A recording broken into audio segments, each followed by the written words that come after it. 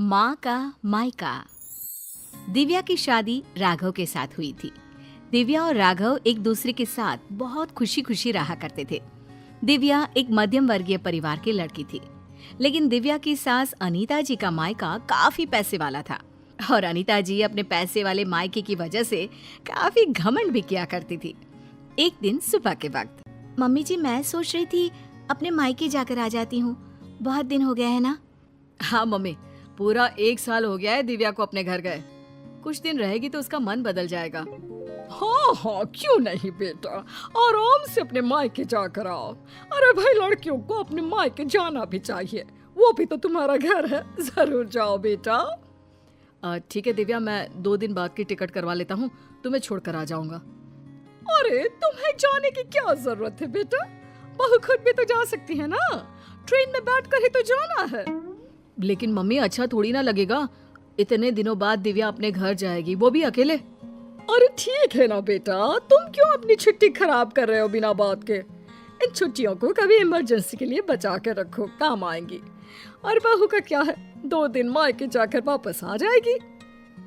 कोई बात नहीं राघव, मम्मी जी ठीक कह रही हैं, बेकार में ही मुझे लाने छोड़ने में आपकी छुट्टियां खराब हो जाएंगी। वैसे बहू, तुम्हारा भाई भी तो तुम्हें लेने आ सकता है। शादी के बाद तो बेटियों को लेने अक्सर उनके भाई ही आते हैं। तुम्हारी मम्मी ने नहीं बताया तुम्हें? कोई बात नहीं मम्मी जी, अभी आप ही ने तो कहा ना कि मैं अकेले जा सकती हूँ, तो मैं अकेले चली जाऊंगी। अरे बहू, कहीं ऐसा तो नहीं ना कि किराए के पैसों की वजह से तुम्हारा भाई तुम्हें लेने नहीं आ रहा। तुम्हारे मायके वाले सोच रहे होंगे कि बिना बात का खर्चा जो हो जाएगा उनका। मम्मी, आप दिव्या से ऐसे क्यों कह रही हैं? अरे तो इसमें गलत क्या कह रही हूँ भाई, पैसों की चिंता सबको होती है। नहीं नहीं मम्मी, ऐसी कोई बात नहीं है। मेरे घर वाले मेरे किराए के पैसे तो कम से कम खर्च कर ही सकते हैं। 2 दिन के बाद दिव्या अकेले ही अपने मायके चली जाती है। उसके मायके जाने के बाद, राघव बेटा, तुम्हारी शादी ना हमने गलत घर में कर दी। अब क्या हुआ माँ, दिव्या से कोई शिकायत है क्या आपको? आपने मुझे उसके घर भी नहीं जाने दिया। अरे क्या करेगा वहां जाकर, जब भी जाता है ढंग के तोहफे तक नहीं देते वो लोग। वो तो ये भी नहीं जानते कि दामाद की खातिरदारी कैसे करनी चाहिए। मम्मी, आजकल के जमाने में कौन इन सब बातों के बारे में सोचता है? कभी तेरे पापा से पूछना, आज भी मेरे साथ जब मायके जाते हैं ना तेरी नानी के घर, तो पूछ कितनी खातिरदारी होती है उनकी वहां पर। और तोहफे तो इतने देती है तेरी नानी कि घर ही भर जाता है मेरा तो। लेकिन मम्मी, वो आपके मायके की परंपरा है ना, सब जगह ऐसा हो ये जरूरी तो नहीं। और हम दिव्या के घर वालों से ऐसी उम्मीद कैसे रख सकते हैं? अच्छा नहीं लगता मम्मी। ओफो, आजकल के लड़के ना शादी होते ही अपने पत्नी की साइड लेना शुरू कर देते हैं। अब देखना, आएगी तुम्हारी पत्नी खाली हाथ अपने मायके से। कुछ दिनों के बाद दिव्या अपने मायके से लौट कर आती है और वो अपनी मम्मी के दिए हुए गिफ्ट अपनी सास अनीता जी को दिखाती है। मम्मी जी ये देखिए, मेरी मम्मी ने मुझे साड़ी दी है, राघव के लिए शर्ट और आपके लिए भी एक साड़ी भेजी है। बस और कुछ नहीं रखा तुम्हारी मम्मी ने? अरे इतने दिनों के बाद मायके गई थी।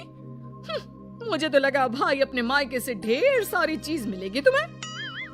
ऐसी बात नहीं है मम्मी जी, वो लोग तो मुझे बहुत सारी चीजें देने की कोशिश कर रहे थे, लेकिन मुझे ये सब अच्छा नहीं लगता। हाँ मम्मी, मैंने ही दिव्या से मना किया था, बिना बात के किसी से चीज लेना अच्छी बात नहीं है। तुम्हारी नानी होती ना बेटा, तो मुझे कभी इस तरह नहीं आने देती। मेरे मायके की तो बात पूछो ही मत, जब भी जाती हूँ इतने सारे गिफ्ट मिलते हैं, क्या बताऊं। बस मुझे तो कभी कुछ खरीदने की नौबत ही नहीं आई। कभी कोई साड़ी, कभी कोई सामान मैंने खुद के हाथों से इतने सालों में नहीं खरीदा। सब कुछ तुम्हारी नानी ने दिया है मुझे। मम्मी, अब वक्त बदल गया है, वो आपका मायका है, दिव्या का परिवार पूरी तरह से अलग है।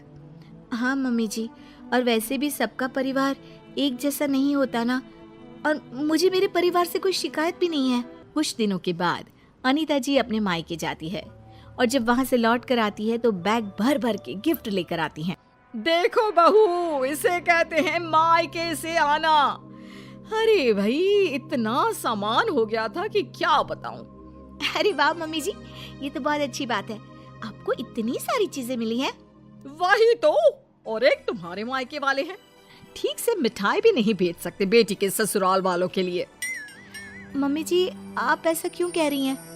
देखो तो सही बहू, मेरी माँ ने पूरे 5 डब्बे रखे मिठाई के। इसे कहते हैं बेटी को विदा करना। तुम्हारी तरह नहीं खाली हाथ भिजवा दिया। बस करिए मम्मी, दिव्या आपकी बहू है, आप उससे इस तरह बात करेंगे तो वो क्या समझेगी?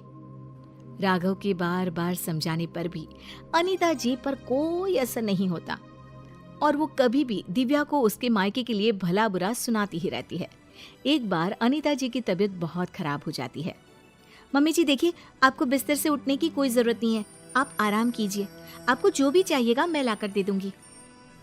हाँ हाँ ठीक है, देखो तुमसे जो हो रहा है वो कर दो। बाकी मैंने अपने भाई को फोन कर दिया है, मेरे भाई और भाभी आ जाएंगे मेरे मायके से मेरा ख्याल रखने के लिए। मम्मी आप ऐसा मत कहिए ना, दिव्या आपकी बहू है, वही ख्याल रखेगी आपका। मामा और मामी कितने दिन आपका ख्याल रख लेंगे? ऐसा कुछ नहीं है, मैंने कहा ना, मेरे मायके वालों को बड़ा प्यार है मुझसे। एक फोन करूंगी और दौड़े चले आएंगे। पूरा 1 सप्ताह बीत जाता है, लेकिन अनीता जी के मायके से कोई नहीं आता और दिव्या दिन रात अनीता जी की सेवा करके उनकी तबीयत ठीक कर लेती है। तबीयत ठीक होने के बाद, दिव्या बहू जरा यहाँ तो आना मेरे पास। क्या हुआ मम्मी जी, आप ठीक है ना? आपको किसी चीज की जरूरत तो नहीं है? बहू मुझे माफ कर दो, मैं हमेशा अपने मायके का घमंड करके तुम्हें उल्टा सीधा सुनाती रही, लेकिन फिर भी तुमने मेरी इतनी सेवा की। मम्मी मैं आपसे कहता था ना, अगर आप अपनी बहू से प्यार से पेश आएंगे तो वो आपका बहुत ख्याल रखेगी और वही जिंदगी भर आपके काम आने वाली हैं।